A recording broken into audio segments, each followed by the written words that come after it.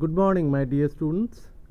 Today's topic of discussion is autocoids, and I have decided to discuss a part of histamine and antihistaminic drugs to cover the first part of the autocoids. The word autocoid comes from the Greek autos, it means self, and akos means medicinal agent. So akos also means healing substance or remedy. It includes a variety of substances having widely different structure and pharmacological activity, and they are also called local hormones. Why are they called local hormones? Because they act on tissues from which they are derived. And the examples are the histamine, serotonin, the prostaglandins, angiotensin, bradykinins. So all these are basically the example of autocoids. So if you want to classify according to the biochemical structure, then you know that there is amine autocoids, the histamine and the 5-hydroxytryptamine, like serotonin, the lipid derived autocoids, the prostaglandin, the leukotrienes, the platelet activating factor, and the peptide autocoids. Those are plasma kinins, like bradykinin, like angiotensin. So all these are basically examples of autocoids. So from autocoids, I am taking the first one from that particular group, that is histamine. Histamine is basically an amine autocoid, which is basically a tissue amine, mediator of different types of hypersensitivity reaction, especially the life-threatening one, anaphylactic shock, can be occurred due to histamine. Its important or the most important source is mast cell, and it is synthesized from amino acid histidine. So histidine is converted to histamine, and the metabolizing enzyme is histidine decarboxylase. From there, from histamine, you will get N-methyl histamine, and the metabolizing enzyme is histamine N-methyl transferase. From there, you may get the methyl imidazole acid, and the metabolizing enzyme is oxidative. It's undergoing oxidative deamination, and sometimes it's monoamine oxidase, and ultimately at the last step it is the diamine oxidase which is catalyzing oxidative deamination, and hence we are getting imidazole, acetic acid, and riboside. So this is the way the histamine is undergoing metabolism and degradation. And the name of the enzymes which I mentioned sequentially for the synthesis of histamines are histidine decarboxylase is the first step. The second one is histamine N-methyl transferase. The third one is monoamine oxidase, and the last one is diamine oxidase. Due to destruction of cells or toxins or venoms, trauma, you may see the release of histamine. It can be seen with radiation and surfactants. Histamine liberators are foreign substance. Drugs like Curare, morphine, dextran, atropine, vancomycin, radiographic contrast media, polymyxin B. So these are all responsible for release of histamine, and it may cause allergy and anaphylaxis. It elicits triple response. Then the red spot, the redness, it means the redness, the flare, and the fill, and that is being depicted here, the triple response.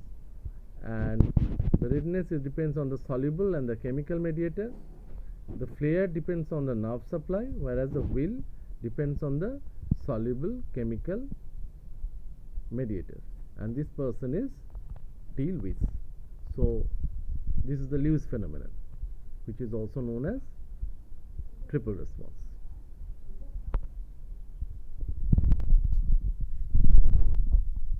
So let's remind or recapitulate what I said in the previous one. The histidine, the first step it is converted to the histidine is converted to histamine, and the enzyme is histidine decarboxylase. From there you will getting N-methyl transferase, and hence the N-methyl histamine is synthesized.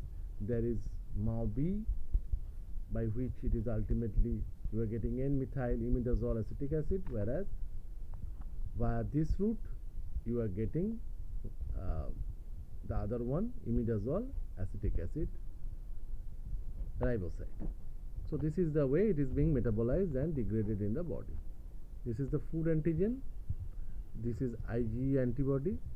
So once this one is coming and contact with this, you will see the multivalent food antigen binds and cross-linked with 2 or more IgE antibodies. From there is release of pro-inflammatory inhibitors following fusion of lysosome with the cell wall, and then it leads to degranulation of mast cells and release of histamine. So this is the way histamine is released from the body.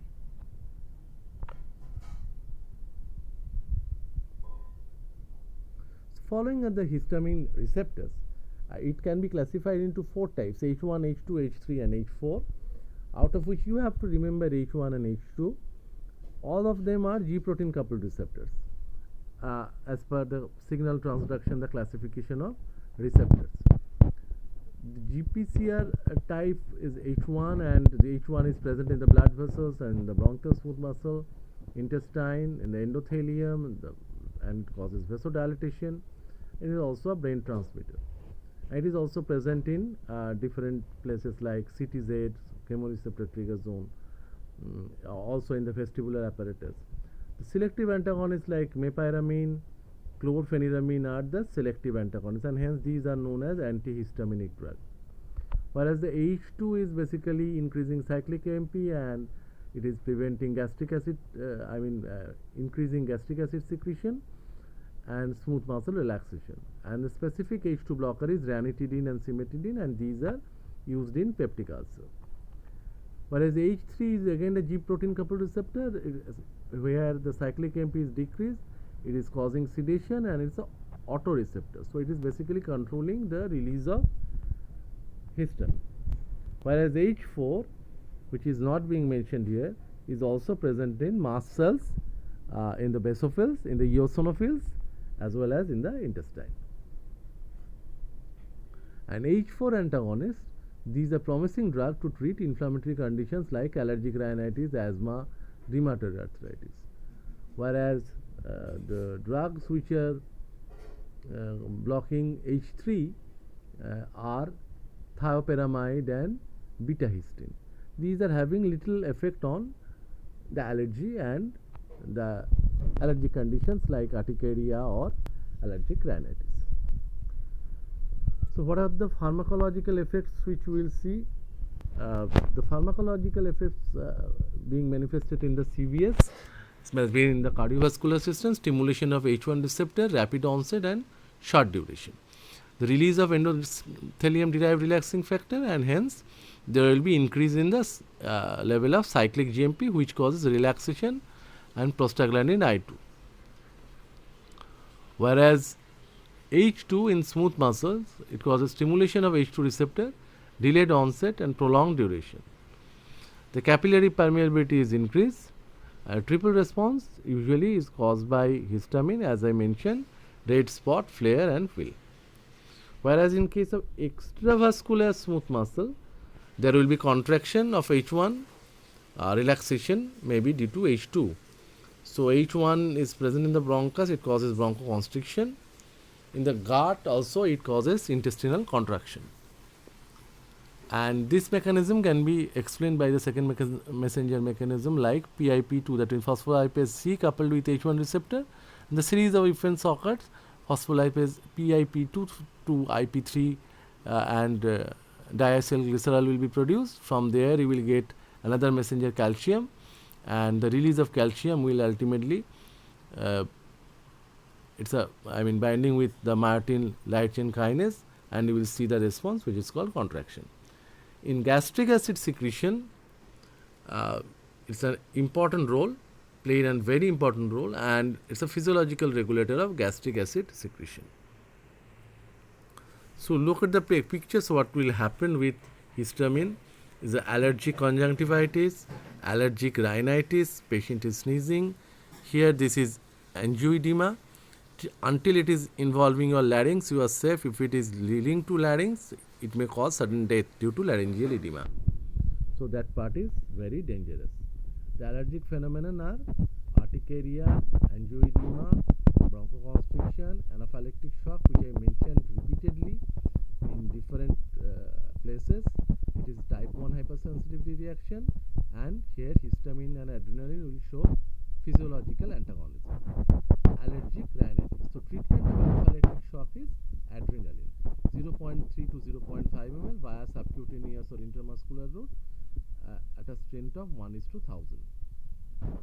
And in all other cases you can give any antihistaminics, and by the term classical antihistaminics we mean only H1 blocker, and those can be classified in various types, and we'll see it later.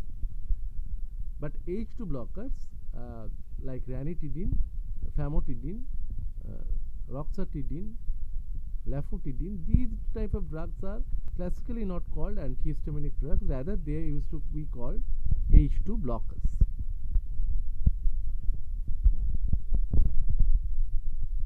So these are the conventional antihistamines: diphenhydramine, these are classical ones: diphenhydramine, promethazine, phenidramine, cinnarizine, cycloheptadine, cyclizine, diphenhydramate, and hydroxyzine. Out of these, hydroxyzine is also having anti-anxiety property, the last one,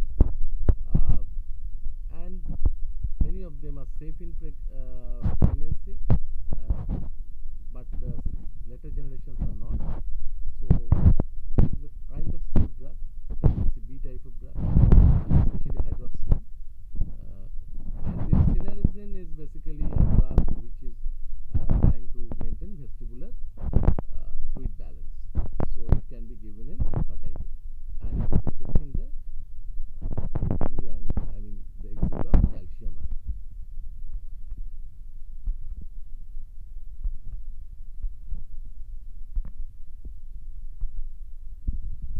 So these are the classically we are seeing the role of the antihistaminic drugs, the antagonism of histamine, and the anti-allergic actions as been seen in allergic rhinitis, allergic conjunctivitis, runny nose, the angioedema. So in all these cases, the problems are the adverse drug reactions are sedation and drowsiness, but these drugs are also, as it is crossing the blood-brain barrier, it is also having action on the nausea and vomiting. It will prevent nausea and vomiting, especially in motion sickness.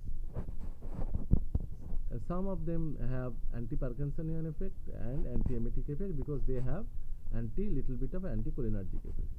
And as cinnarizine is controlling the motion of calcium in the endocellular fluid, it is an anti-vertigo drug. That means if you have a reeling of head, you can prescribe cinnarizine, and it is also a drug which can be prescribed in case of motion sickness. Anticholinergic actions are there with the classical agents, that means the classical or first generation H1 blocker. Those are dryness of mouth, blurring of vision, constipation, urinary retention. So all those can be seen with these phenidramine, diphenhydramine, and promethazine. But these are safer drugs in pregnancy.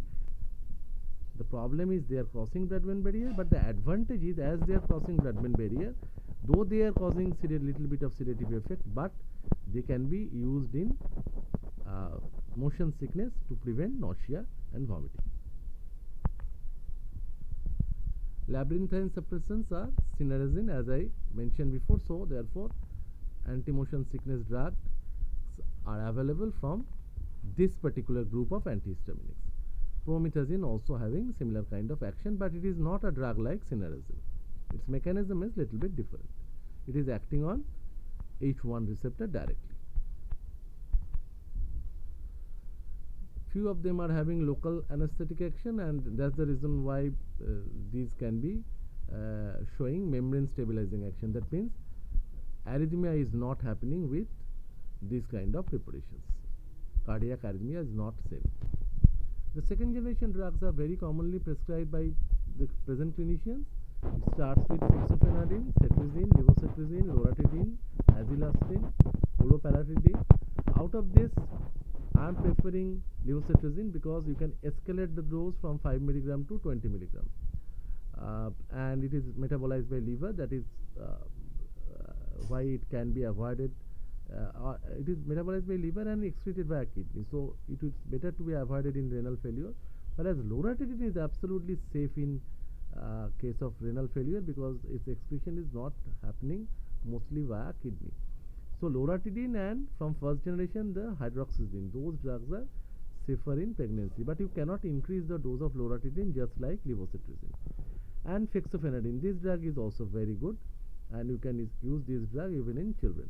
So after 2 years, more specifically after 6 years, you can use any of these second line drugs.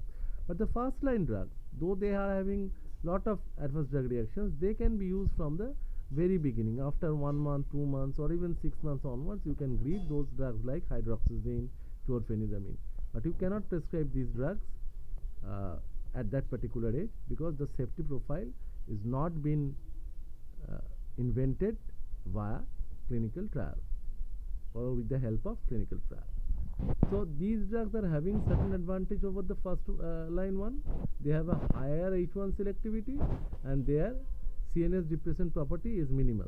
They are not crossing blood-brain barrier that much, and hence these drugs, second line drugs, are showing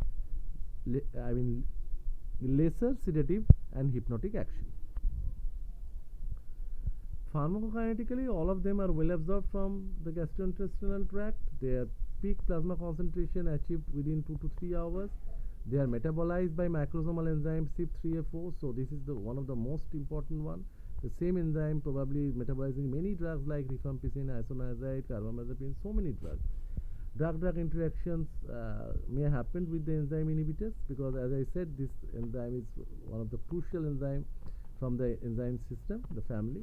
Cetirizine is active metabolite of hydroxyzine, and hence cetirizine is these are almost following the same line, though this is the first generation, this is the second generation, and levocetirizine is even a levoisomer of cetirizine. So the metabolite of hydroxyzine is cetirizine, and from cetirizine you are getting levoisomer of cetirizine, that is levocetirizine.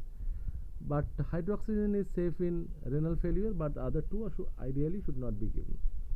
The fexofenadine is a metabolite of tarfenadine. Tarfenadine is withdrawn from the market because of its cardiac side effect causing torsades de pointes, but fexofenadine is safe.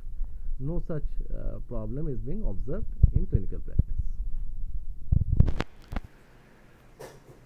There are different drug interactions. It is happening with increased effect of CNS depressants, the MAO inhibitors, which may increase its cholinergic, anticholinergic effect, and the first generation antihistaminics decrease effectiveness of cholinesterase inhibitors used in Alzheimer's disease like donepezil, rivastigmine. So Alzheimer's disease is a part of the autonomic nervous system. Rather it's a neurodegenerative disorder. You can say it's also a part of CNS, central nervous system. So there you will see the deficiency of cholinesterase enzyme, and the cholinesterase rather there is the problem of cholinesterase enzyme. The cholinesterase inhibitors like donepezil, rivastigmine, memantine, tacrine, which is probably obsolete due to hepatotoxicity, are quite effective in Alzheimer's disease, though there is no specific drug yet been invented in case of this particular problem. And if you like, you once more, while discussing Alzheimer's disease, you may see the cinema called Black. So you see it once, and once we will discuss CNS, then probably I will discuss Alzheimer's disease, and you will be able to understand a little bit of the phenomenon which is happening during this particular disease. In case of first generation, we are seeing sedation, but that is lesser with second generation, but it is having an individual variation. So, uh, even cetirizine, levocetirizine may cause drowsiness.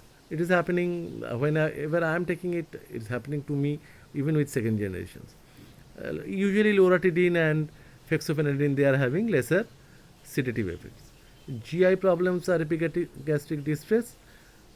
As I said, we are not talking about H2 blockers. H2 blockers are also antihistaminic, but classically those are not being discussed here. They will be discussed in context of peptic ulcer. Urinary hesitancy will be very common because of its anticholinergic effect. And drowsiness, respiratory depression in nursing infants can be seen. That's the reason why it is better to avoid this kind of drugs in nursing infants. But if at all you have to give some kind of drug, you have to give the first line drugs. Second line drugs are not indicated in infants. They don't have adequate safety profile.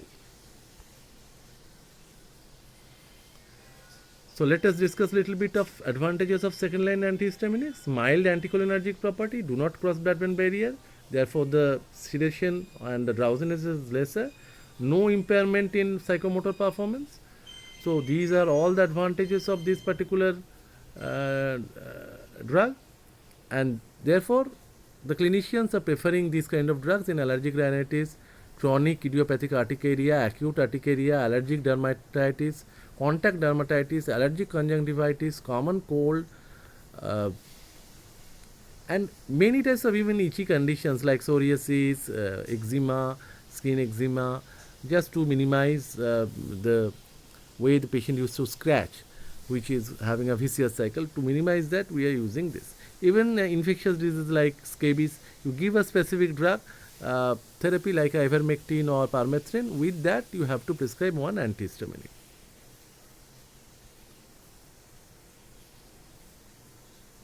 So these are other antihistaminics, but classically they are not termed as antihistaminics. As I said before, you have to remember the H2 antagonists are like cimetidine, ranitidine, and famotidine. They will be discussed with peptic ulcer. They are called H2 antagonists. Usually they are not called antihistaminics. H3 antagonists, they are called H3 antagonists. And I have already mentioned the name of H3 antagonists. Names are a little bit tricky. One name is thiopyramide. I have never used it ever in clinical practice in last 20 years. And beta histamine, that is also that can be used. That is available in the market and in the different brand names as beta histine. But usually they are not termed as antihistaminics. The H4 antagonists, as I said, they have a huge potential, and they are promising drugs to treat inflammatory conditions like allergic rhinitis, asthma, and rheumatoid arthritis. And one such name is JNT 777120. What does it mean? It means this number is given by a respective pharmaceutical company. Till now, I don't know any name of H4 antagonist, but company is probably trying to invent that and trying that on different animals and individuals, and that's the reason why they have given that particular number name. You don't have to remember that name. You just have to remember there is H4 antagonist available, and they are being tried in different situations like asthma, pruritus, neuropathic pain, and rheumatoid arthritis. So,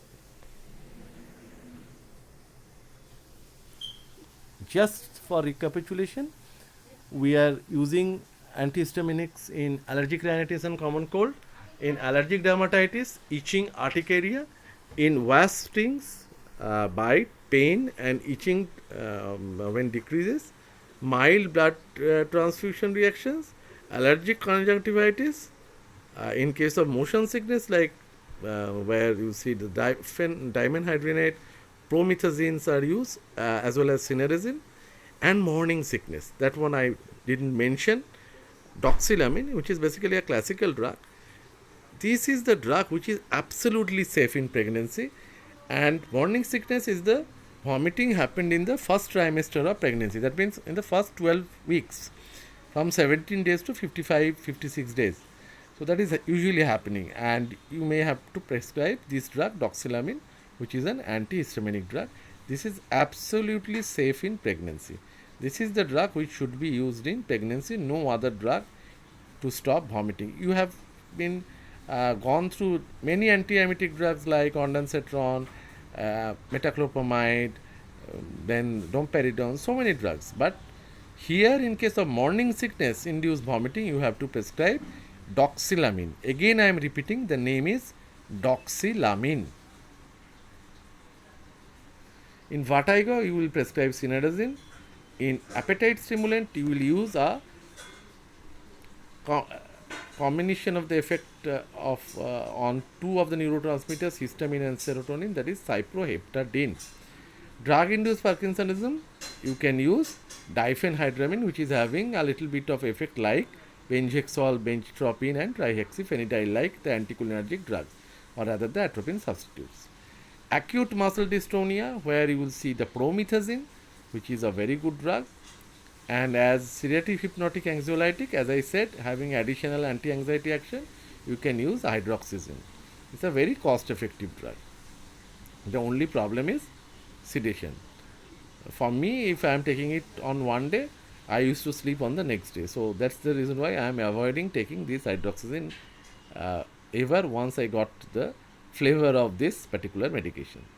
But this phenomenon is individualized. It will vary from person to person. So I'm just ending my presentation with a case study, and you try to find out answers of this. A 24-year-old male patient, John, suffers from allergic rhinitis. Every winter, she develops runny nose, itchy eyes, sneezing. It should be he. It's John is basically a male name, but you never know. To relieve his symptoms, he takes the over-the-counter antihistaminics diphenhydramine. Now, this is called OTC drugs. Now, she's annoyed by the unpleasant effects of accompanying allergy medication.